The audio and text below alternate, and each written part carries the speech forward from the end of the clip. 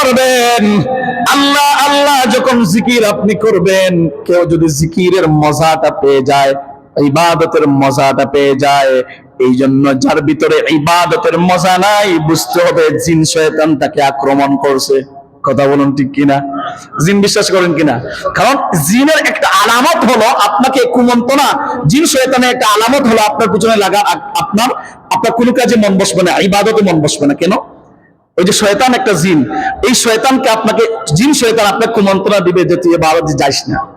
কিন্তু আপনি যখন ইবাদত করতে করতে নিয়তটাকে সহি করবেন, যখন ইবাদত করতে থাকবেন, এমন মজা আপনার ভিতরে আসবে, তখন যদি দুনিয়ার সমস্ত, যদি বলা হয় ভাই আপনি ইবাদতটা ছেড়ে দিন, আপনাকে একটু খাবারের ব্যবস্থা করেন, মিষ্টি দেন, বলবে দুনিয়ার সমস্ত মিষ্টি বিলীন হয়ে যেতে পারে, কিন্তু আমার আল্লাহর নামে যে মিষ্টি আছে, এটা মিষ্টি দুনিয়ার কোন মিষ্টির সঙ্গে তুলনাই হতে পারে না। কথা বলুন ঠিক কিনা?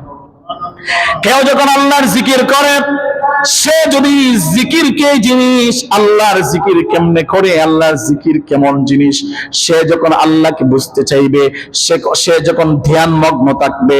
এই জন্য ধ্যান কেমনে করতে হয় এটা আমাদের জানার দরকার আছে কি নাই? ধ্যান কেমনে করতে হয়, কেমনে আল্লাহর সঙ্গে সম্পর্ক রাখতে হয়, কেমনে জিকিরের ফায়েজ পাইতে হয়, কেমনে ইবাদত করতে হয়, কেমনে জিকির করতে হয়, কেউ যদি এই মজাটা পেয়ে যায়, ওই ব্যক্তি সারা রাত নামাজে দাঁড়িয়ে থাকতে পারবে।